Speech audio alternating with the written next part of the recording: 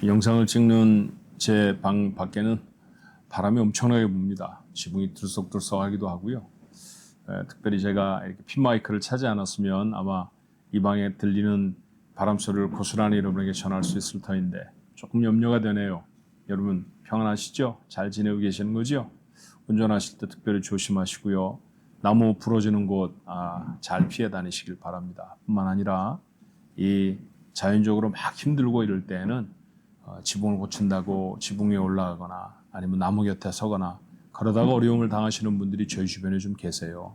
절대 그러지 아니하시도록 좀 잠잠해지고 난 다음에 그때 가서 살피시고 그리고 그때 가서 고치더라도 고쳐야 할 것 같습니다.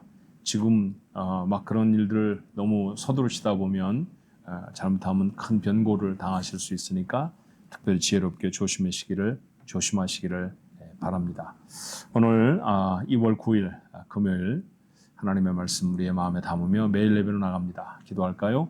하나님 아버지, 저희를 사랑하셔서 하나님의 자녀로 삼아주셔서 감사합니다.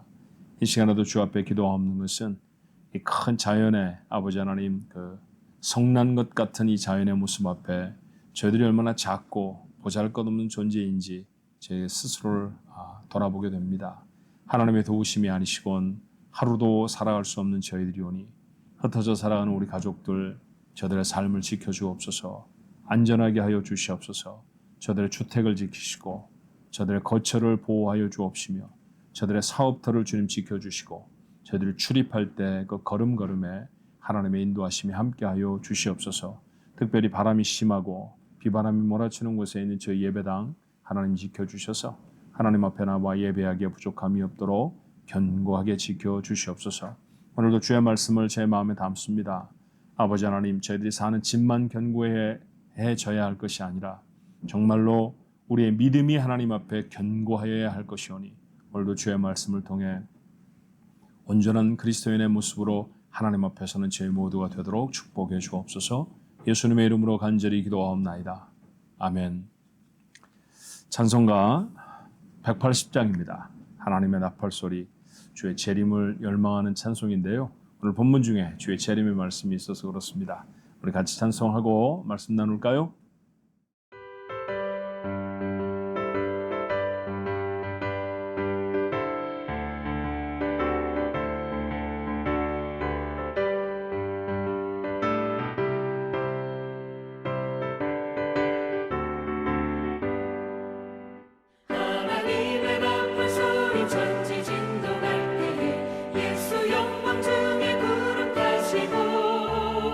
전사들을 세계 만국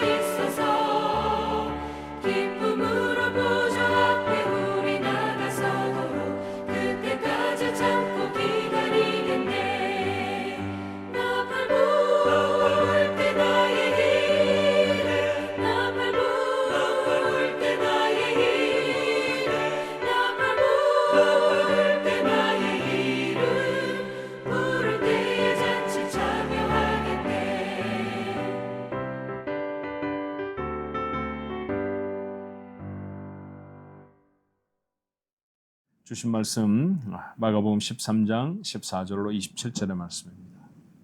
마가복음 13장은 전체가 다 종말에 대한 예수님의 예언의 말씀으로 채워져 있습니다. 시작의 말씀은 어제 우리가 나누었던 말씀처럼 제자들과 함께 성전에서 나오실 때 그 성전이 보기가 너무 좋지요. 누군가 그랬었을 때 예수님이 이 성전 다 무너진다라고 말씀하신 것으로부터 시작했습니다. 제자들이 나와서 두렵게 물었죠. 언제 성전이 다 무너질까요? 성전이 그렇게 크게 무너진다고 하면 무슨 징조가 있겠습니까? 그때 예수님이 그들에게 가르치신 말씀이 바로 어제 말씀 징조에 대한 이야기들이었습니다. 오늘도 그 징조에 대한 이야기 계속인데요. 우리가 좀 생각해 보아야 할 것은 이 예수님의 예언들은 역사적으로는 주후 70년 예수님이 말씀하신 후에 40년 후에 이루어집니다. 하지만 예수님은 그 70년에 일어날 일만을 말씀하고 계시는 것은 아니라는 것이죠. 그것보다 훨씬 더 시간을 건너서 오늘 우리가 살아가고 있는 이 시대까지 역사의 종말에 대한 이야기를 예언하고 계시다는 사실을 염두에 두고 오늘 14절부터 27절 말씀까지를 한번 같이 읽어봅니다. 멸망에 가증한 것이 서지 못할 곳에 선 것을 보거든 읽는 자는 깨달을진저 그때 유대에 있는 자들은 산으로 도망할지어다. 지붕 위에 있는 자는 내려가지도 말고 집에 있는 무엇을 가지러 들어가지도 말며 밭에 있는 자는 겉옷을 가지러 뒤로 돌이키지 말지어다. 그날에는 아이벤 자들과 젖 먹이는 자들에게 화가 있으리로다. 이 일이 겨울에 일어나지 않도록 기도하라. 이는 그 날들이 환난의 날이 되겠음이라. 하나님께서 창조하신 시초부터 지금까지 이런 환난이 없었고 후에도 없으리라. 만일 주께서 그 날들을 감하지 아니하셨더라면 모든 육체가 구원을 얻지 못할 것이거늘 자기가 택하신 자들을 위하여 그 날들을 감하셨느니라. 그때 어떤 사람이 너희에게 말하되 보라 그리스도가 여기 있다 보라 저기 있다 하여도 믿지 말라. 거짓 그리스도들과 거짓 선지자들이 일어나서 이적과 기사를 행하여 할 수만 있으면 택하신 자들을 미혹하려 하리라. 너희는 삼가라. 내가 모든 일을 너희에게 미리 말하였노라. 그때 그 환난 후 해가 어두워지며 달이 빛을 내지 아니하며 별들이 하늘에서 떨어지며 하늘에 있는 권능들이 흔들리리라. 그때 인자가 구름을 타고 큰 권능과 영광으로 오는 것을 사람들이 보리라. 또 그때 그가 천사들을 보내어 자기가 택하신 자들을 땅 끝으로부터 하늘 끝까지 사방에서 모으리라.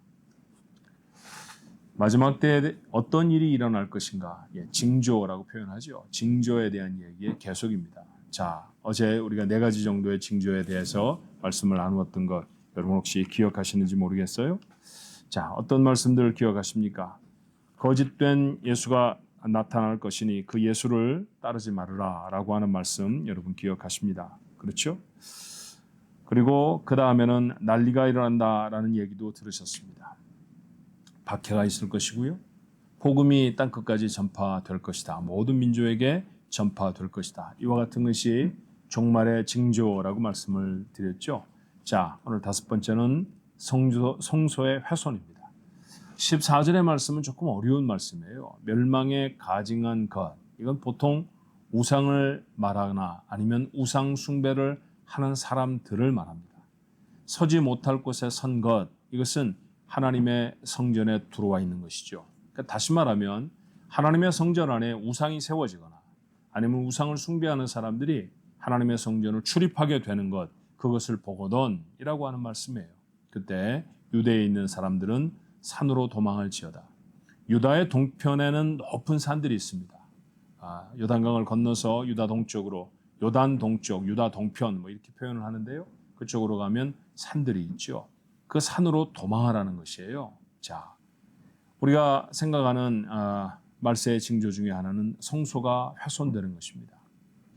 이 사건은 서기 67년에서부터 68년까지 그러니까 예수님이 이 말씀을 하시고 나서 한 38년 혹은 37년쯤 되어졌을 때 일이죠. 유대인 여러 분파들이 있었는데 특별히 자신의 나라를 점령하고 있는 외세들 로마 사람이라든지 아니면 이방인들이라든지 이런 사람들을 처단해서 저들로부터 나라의 독립을 취하려고 하는 사람들이 있었어요. 항상 칼을 가슴에 품고 다니는 사람들이라고 해서 그들 열심당원들 이렇게 표현하기도 했고 대단히 과격한 사람들이었습니다. 일단은 열심당원들이 그 성전에 있는 사람들을 다 내쫓고 성전에 들어와서 사람들을 죽이죠. 그리고 그곳에 유대인의 율법으로는 성전에 들어갈 수 없는 죄인들이 아무런 제지도 받지 않고 그 성전에 왔다 갔다 하도록 했습니다. 그 사건을 본 유대인들은 우리는 이렇게 설명이 주석이 필요한 것이지만 그러나 사람들이 보기 그 당시에 살던 사람들에게는 이것이 바로 주님이 하신 멸망에 가증한 것이 서지 못할 것에 선 것, 그것을 보는 것이었을 것입니다. 그러고 나서 불과 3, 4년 후에 2, 3년 후죠. 67년에서 68년이니까 서기 70년이 되어지면 로마의 장군이었던 티투스라고 하는 사람이 성전을 아예 성벽부터 다 허물어내립니다. 다 부숴버리죠. 그러니 로마 군병들의 말들이 성전 안으로 막 들어왔다는 것이고요. 그리고 그곳에서 로마 사람들이, 그들은 이방인들 아닙니까? 성전에 들어올 수 없는 사람들인데 그런 사람들이 마구 그곳에 들어왔을 것이고, 로마 사람들은 군단의 깃발 같은 것이 거의 우상화되다시피 한 그런 것이었어요. 독수리의 형상을 새긴 것, 또는 자기들의 황제들의 얼굴을 새긴 흉상, 이런 것들을 가져다가 성소 안에 함부로 두는 것이죠. 그것이야말로 오늘 14절에 말한 멸망에 가증한 것이 서지 못할 곳에 선 것을 보는 그런 사건이 되어졌을 것입니다. 그런데 어제서부터 계속해서 이 말씀들을 예수님이 살던 시대에서 조금 벗어난 그런 세기, 그러니까 70년이나 뭐 이런 세기에만, 이런 시대에만 국한하지 말고 우리 시대로 좀 이렇게 더 좀 넓혀서 생각해 보고 있잖아요. 가만히 생각해 보면 오늘날에도 성소, 하나님을 예배하는 그 예배의 자리에 이렇게 서지 못할 것들이 서게 되는 것은 아닌가. 오늘날 교회라고 이름 붙여진 많은 곳들이 있습니다만 실제는 우리가 말하는 것과 같은 교회가 아닌 곳이 정말로 많다는 사실도 아시죠. 교회는 여러분 하나님을 섬기는 곳이어야 하고요. 성경에 말씀하신 대로 교회의 머리는 예수 그리스도이십니다. 그런데 교회의 머리가 사람이 되어지기도 하고, 교회라고 하는 곳 그렇게 이름을 붙여놓고서는 하나님과 아무 상관이 없는 모습들의 그런 집회가 진행되기도 하고, 어떤 개인을 숭배하고 개인이 돈을 모으기 위해서, 개인의 욕망을 이루기 위해서 교회라는 단체, 집단이 사용되는 경우가 얼마나 많은지 몰라요. 오늘날 그런 모습들이 현저하게 많아지는 것을 보면 정말 말세가 가까웠구나라고 하는 사실을 우리도 다시 한번 깨닫게 되어집니다.